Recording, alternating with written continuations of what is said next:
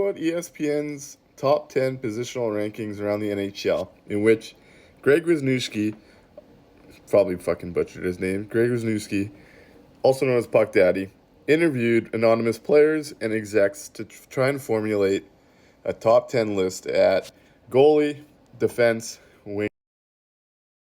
Now, three Winnipeg Jets have made the list so far under goaltender, defense, and wingers. Center list has not come out yet. I would not expect Mark Scheifele to be ranked in the top 10 NHL centers. Quite frankly, that would stun me. So I'm going to do this before that comes out. Starting with the highest ranked Jet, Connor Hellebuyck was ranked number 1, which should not be a surprise. If you know me, if you know my takes on Connor Hellebuyck, I believe we're watching the best American goaltender in the history of the sport. I truly believe this guy's a Hall of Famer. And he's the one most consistent NHL netminder year in, year out. It's great to see him get his praise, though I found this criticism a little funny. Does he start over Thatcher Demko?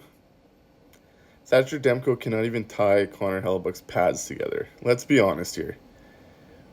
Did Thatcher Demko ever get to the Western Conference Finals? Where's Thatcher Demko's playoff success, Mr. Exec? On to the defense. Josh Morrissey got ranked number 9, which this was his first year making it into the top 10. And it came with a lot of criticism and positive. So let's dive into it. Last year we had saw the rise of the Josh Norrissey nickname. He was a 70-plus point defenseman. Didn't end up being a finalist or anything like that. And honestly, I got it.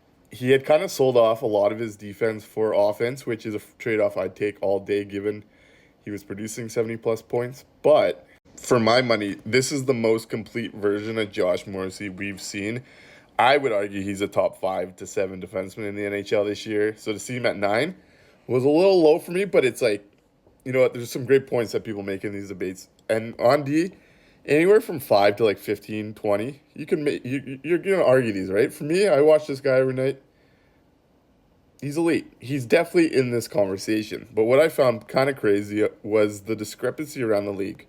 He had some players vote him second and fourth, which even for me would be pretty lofty. But then you saw these criticisms, and let's address those.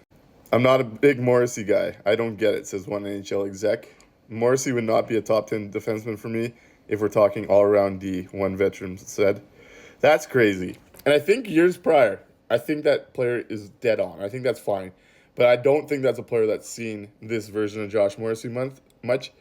And for an exec to say he doesn't even get the argument for Josh Morrissey is just, it's someone that's not doing their due diligence, not doing their job for my money. I think that's a ridiculous assertion. And now let's move on to the wingers, where maybe I'll surprise some people. Mr. Kyle Connor was ranked 9th among NHL wingers. And for me, I don't think he even remotely belongs in this conversation. And I'm clearly not alone on it. Let's get into it.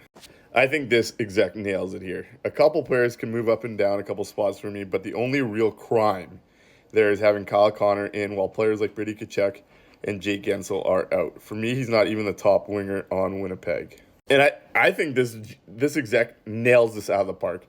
Kyle Connor quickly went from being the guy everyone calls underrated to being one of the most overrated players in the NHL. So he does one thing very well, and that's score goals when he has space in the slot. Every other aspect of his game does not allow him to be in the elite class of a top 10 in his position.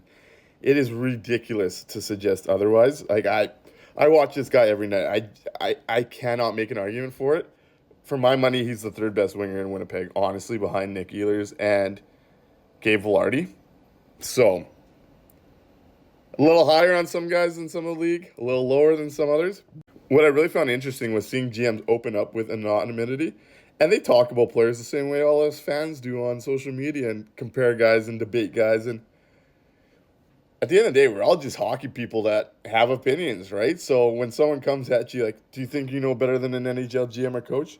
Hell, the GMs and coaches can't make those same decisions either.